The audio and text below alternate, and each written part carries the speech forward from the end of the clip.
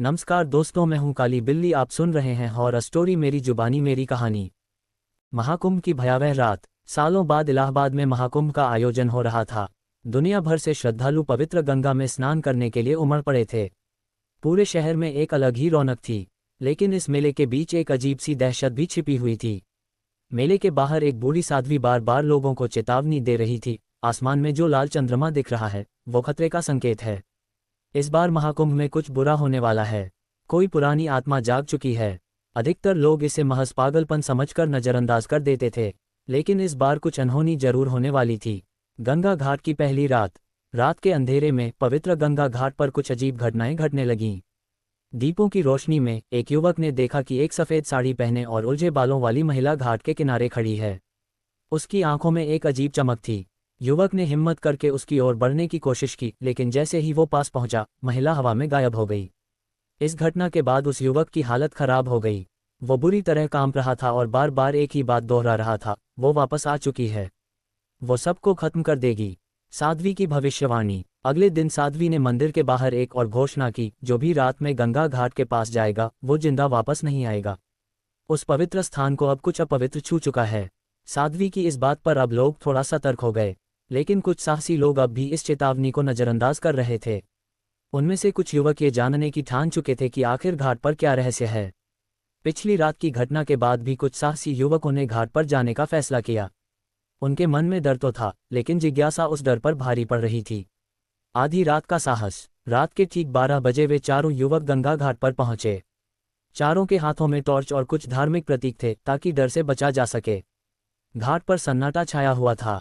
दूर से पानी के बहने की आवाज और हवा के झोंकों के साथ बहते दीपकों की रोशनी ही दिखाई दे रही थी।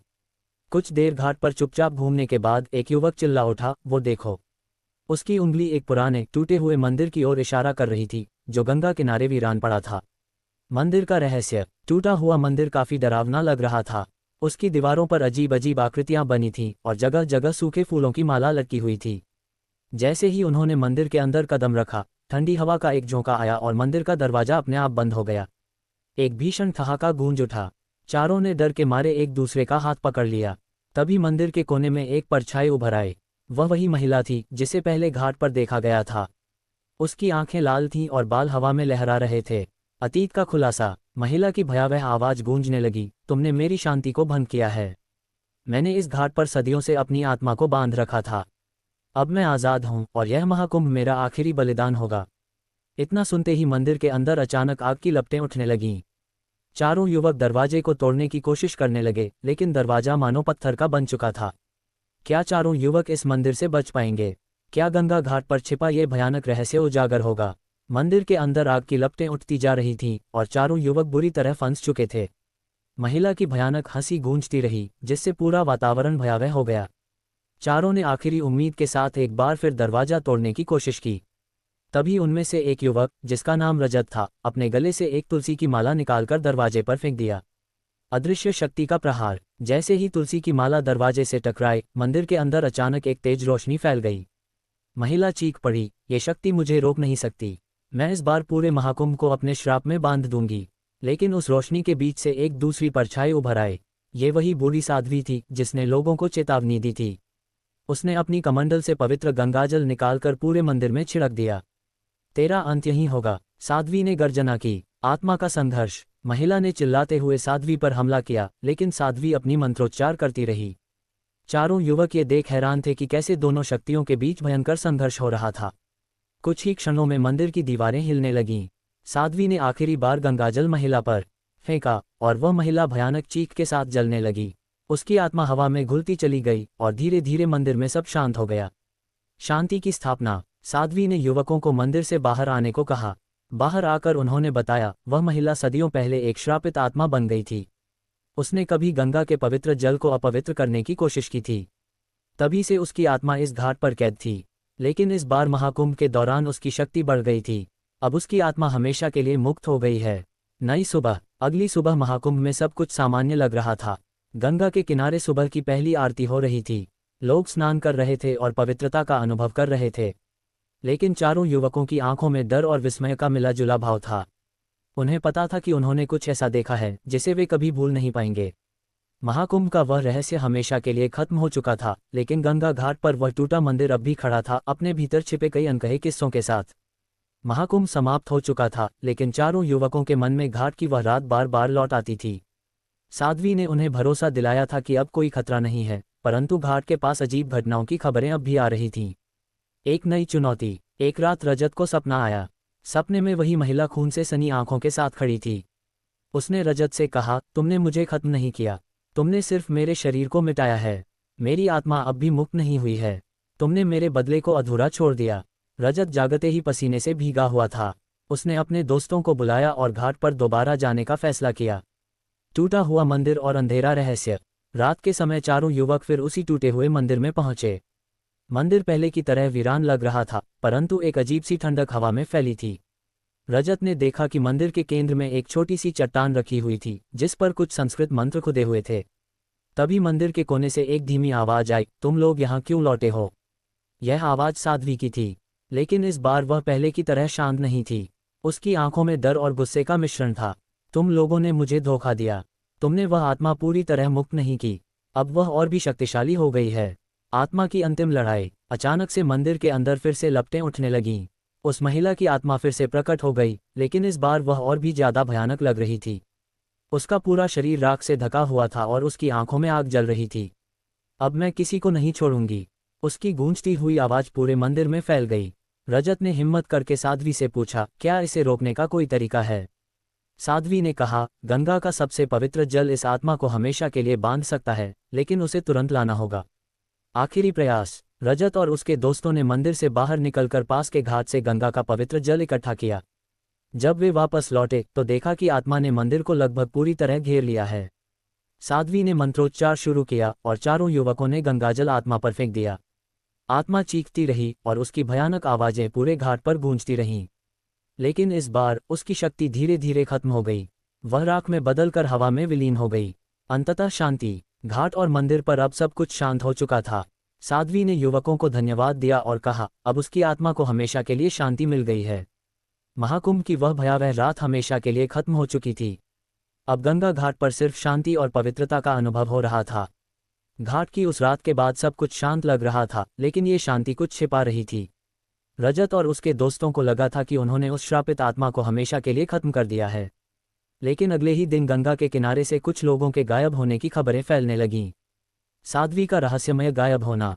साध्वी, जिसने आत्मा को बांधने में उनकी मदद की थी, अचानक लापता हो गई। मंदिर के पास उसका कमंडल और चंदन से लिपटी एक लाल माला मिली। घाट के लोग ये देखकर सहम गए। कुछ लोग कहने लगे कि साध्वी पर भी उसी आत्मा ने कब्जा कर लिया है। मंदिर की आखिरी यात्रा। रजत और उसके दोस्त एक बार फिर से घाट के उसी टूटे मंदिर में पहुंचे। इस बार मंदिर के चारों ओर धुंध छाई हुई थी। जैसे ही उन्होंने मंदिर के अंदर कदम रखा, सब कुछ पहले जैसा नहीं था। दीवारों पर अजीब खून से लिखे संकेत थे और बीच में एक बड़ा सा त्रिशूल जमीन में गड़ा हुआ था। तभी मंदिर के कोने से एक हंसी गूंजने लगी। यह आवाज साध्वी की थी, लेकिन उसकी हंसी में कोई दया नहीं थी। धीरे धीरे वह अंधेरे से बाहर आए, परंतु अब वह पहले जैसी नहीं थी। उसकी आंखें पूरी तरह काली थीं और उसका शरीर राख से ढका हुआ था। अंतिम सत्य। तुमने मुझे गलत समझा, साध्वी ने कहा। मैं उस आत्मा को बांधने के लिए नहीं आई थी, मैं उसे आज़ाद करने आई थी। सदियों पुराना श्राप आज खत्म होगा और उसकी शक्ति मेरे भीतर समा चुकी है। अब ये घाट सिर्फ मेरा है। साध्वी के शब्द सुनते ही रजत और उसके दोस्तों को एहसास हो गया कि उन्होंने असली खतरे को कभी समझा ही नहीं। आत्मा साध्वी के शरीर में समा चुकी थी और वह अब और भी शक्तिशाली हो गई थी।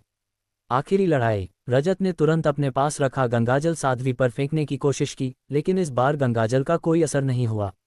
साध्वी ने हवा में हाथ लहराया और मंदिर की जमीन से लपटें उठने लगीं।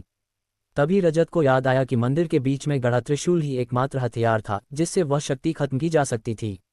रजत ने पूरी ताकत से दौड़ते हुए त्रिशूल उठाया और साध्वी की ओर दौड़ा। साध्वी ने उसे रोकने की कोशिश की, लेकिन रजत ने पूरे विश्वास के साथ त्रिशूल को साध्वी के दिल में भोंक दिया।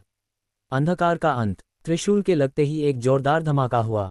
साध्वी की आत्मा और वह श्रापित आत्मा एक साथ जलने लगीं। उनकी चीखों से पूरा मंदिर हिलने लगा, लेकिन कुछ ही क्षणों में सब शांत हो गया। साध्वी का शरीर राख में बदल चुका था और आत्मा हमेशा के लिए मुक्त हो गई थी। नई सुबह। अगली सुबह गंगा घाट पर एक नई ऊर्जा का एहसास हो रहा था। मंदिर अब पूरी तरह शांत था। रजत और उसके दोस्तों ने जान लिया था कि सच्ची शक्ति विश्वास और साहस में है। महाकुंभ की वह भयावह रात अब इतिहास बन चुकी थी। घाट पर अब सिर्फ शांति और पवित्रता का अनुभव होता था। असली अंत अब आ चुका था। महाकुंभ के बाद कई सप्ताह बीत चुके थे। गंगा घाट पर तो फिर से भक्तों की भीड़ जम गई थी, लेकिन उन चारों युवकों के मन में अब भी अजीब सी बेचैनी समाई हुई थी। रात की गहराइयों में उन्हें महसूस होने लगा कि कोई न कोई अधूरा किस्सा अभी भी अपने साए बिखेर रहा है। अजीब सी निशानियां। रजत को रातों में सपनों में उसी साध्वी की प्रतिमा दिखाई देती थी, उसकी काली खोखली आंखें और सुनसान मंदिर की दीवारों पर उकेरे अनजाने संकेत।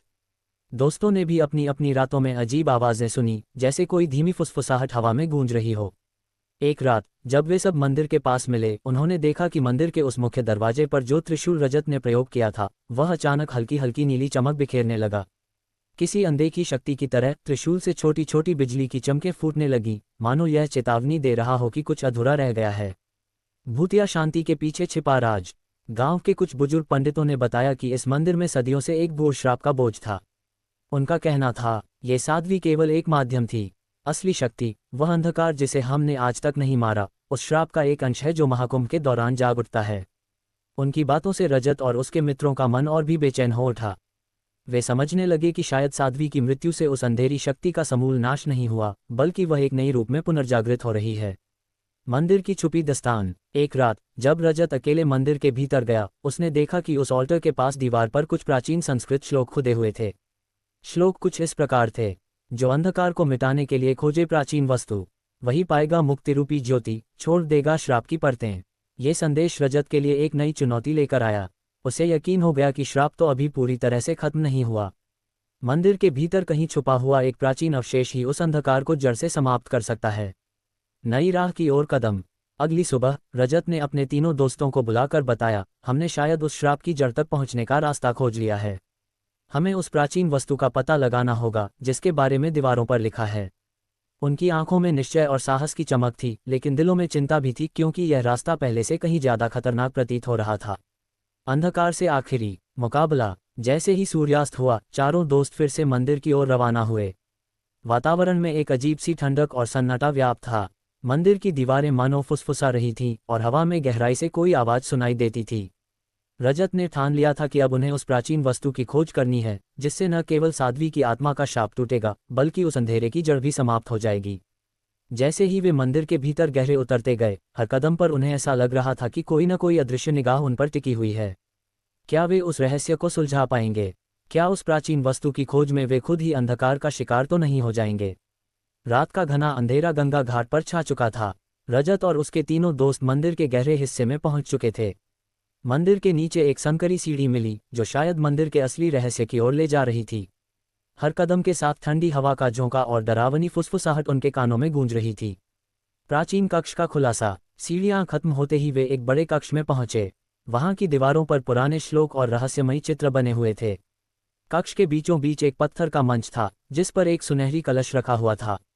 रजत को देखते ही समझ में आ गया कि यही वह प्राचीन वस्तु है जिसका उल्लेख मंदिर की दीवारों पर था। तभी एक जोरदार आवाज गूंज उठी। मंदिर में फिर से वही भयानक आत्मा प्रकट हो गई, लेकिन इस बार वह साध्वी के रूप में नहीं, बल्कि एक काले धुएं के भयंकर रूप में थी। आत्मा का अंतिम हमला। तुमने मुझे समझने में गलती की। आत्मा चिल्लाए, ये श्राप कभी खत्म नहीं हो सकता। जो भी इस कलश को छुएगा, वह मेरी जगह ले लेगा। रजत के दोस्त पीछे हटने लगे, लेकिन रजत ने एक पल भी नहीं गंवाया। उसने विश्वास के साथ मंच की ओर कदम बढ़ाया। आत्मा उस पर झपट पड़ी, लेकिन रजत ने अपनी जेब से गंगाजल की शीशी निकालकर धुएं पर छिड़क दिया। आत्मा दर्द भरी चीख के साथ पीछे हट गई। श्राप से मुक्ति। रजत ने कलश उठाया और उसका ढक्कन खोला। उसके अंदर से एक तेज उजाला निकला, जिसने पूरे कक्ष को रोशन कर दिया। आत्मा की चीखें तेज हो गईं और वह धीरे धीरे उस उजाले में समा गई। कुछ ही पलों में आत्मा का अस्तित्व पूरी तरह मिट चुका था। नई शुरुआत। कक्ष में अब शांति थी। चारों दोस्तों ने महसूस किया कि मंदिर का अजीब सा भय भी समाप्त हो चुका है। रजत ने कलश को गंगा में प्रवाहित कर दिया, ताकि वह हमेशा के लिए पवित्र जल का हिस्सा बन जाए। अगली सुबह गंगा घाट पर एक नई ऊर्जा महसूस हो रही थी। घाट के लोग शांति और उल्लास से भर गए थे। रजत और उसके दोस्तों को यह एहसास हो चुका था कि उन्होंने न केवल आत्मा को हराया है, बल्कि घाट को एक नए अध्याय में प्रवेश करने का मौका दिया है। महाकुंभ की वह भयावह रात अब इतिहास बन चुकी थी। घाट पर अब सिर्फ पवित्रता और शांति का साम्राज्य था। घाट पर शांति तो लौट आई थी, लेकिन रजत के मन में अब भी कुछ सवाल बाकी थे। भले ही आत्मा और श्राप मिट चुका था, लेकिन रात के अंधेरे में उसे अब भी किसी अनदेखी शक्ति की उपस्थिति का एहसास होता था। घाट का आखिरी रहस्य। एक दिन रजत घाट पर टहल रहा था, तभी उसे एक बूढ़ा पंडित मिला। पंडित की आंखें गहरी और चिंताग्रस्त थीं। उसने रजत को देखते ही कहा, तुमने आत्मा को हराया जरूर है, लेकिन घाट का श्राप अभी पूरी तरह समाप्त नहीं हुआ। महाकुंभ के हर चक्र के बाद ये श्राप एक नए रूप में जाग उठता है। अगर इस बार उसे पूरी तरह खत्म नहीं किया गया तो इसका अंधकार हमेशा के लिए इस पवित्र स्थान को घेर लेगा। एक और खोज की शुरुआत।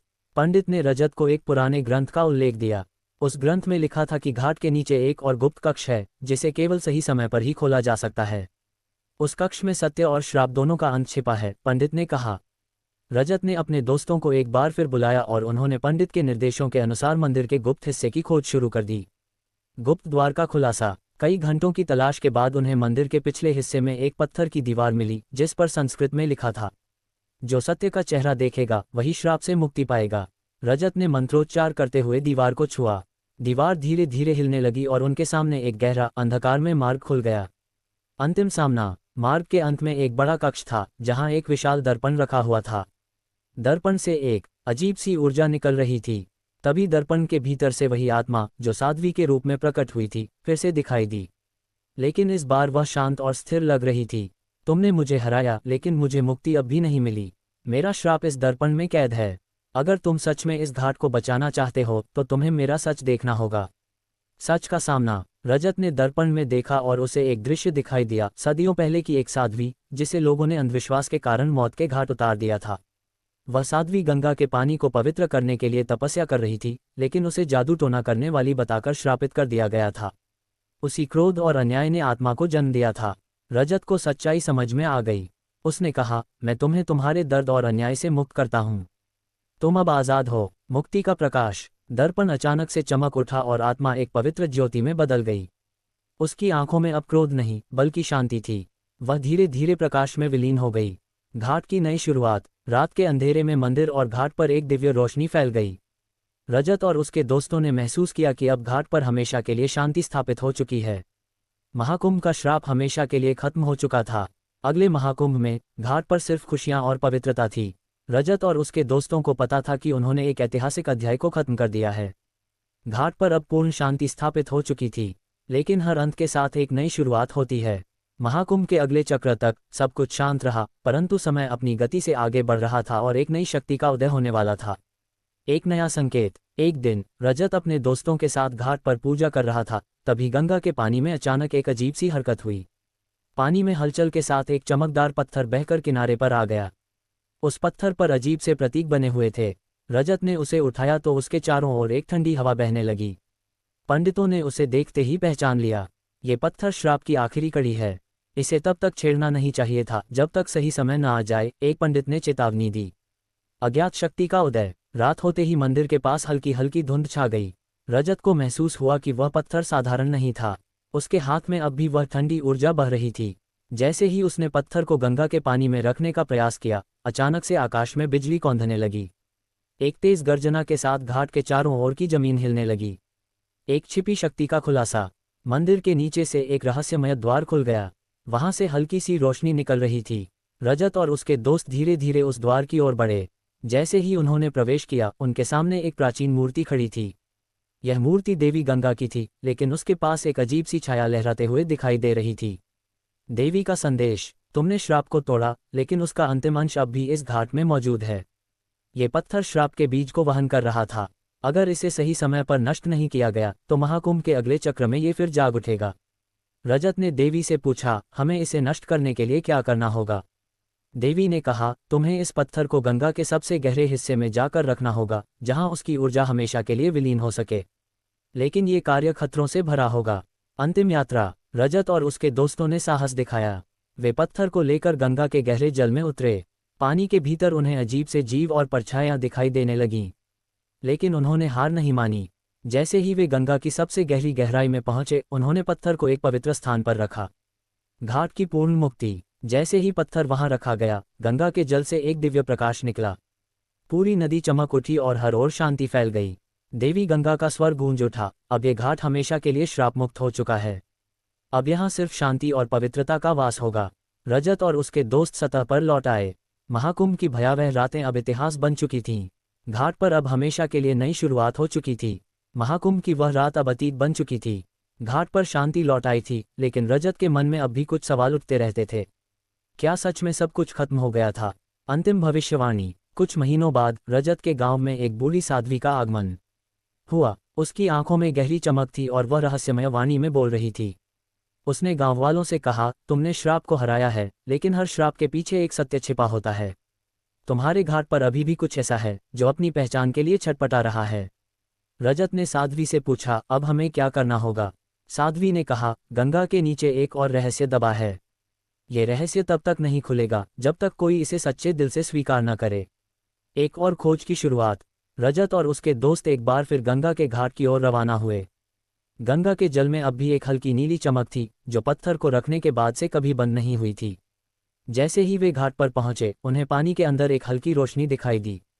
गंगा का सच्चा रूप। रजत ने गंगा में गोता लगाया और उस रोशनी की ओर बढ़ा। गहराई में उसे एक विशाल सीप का गोला मिला, जिसमें देवी गंगा की प्रतिमा सुरक्षित रखी हुई थी। प्रतिमा के चारों ओर दिव्य ऊर्जा का घेरा था।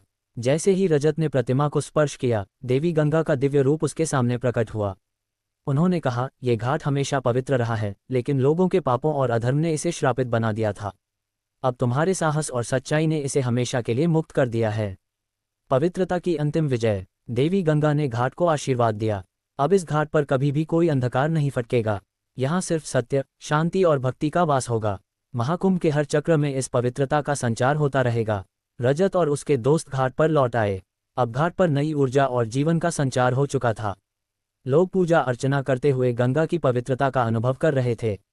नई शुरुआत। महाकुंभ की वह भयावह रात अब इतिहास का हिस्सा बन चुकी थी।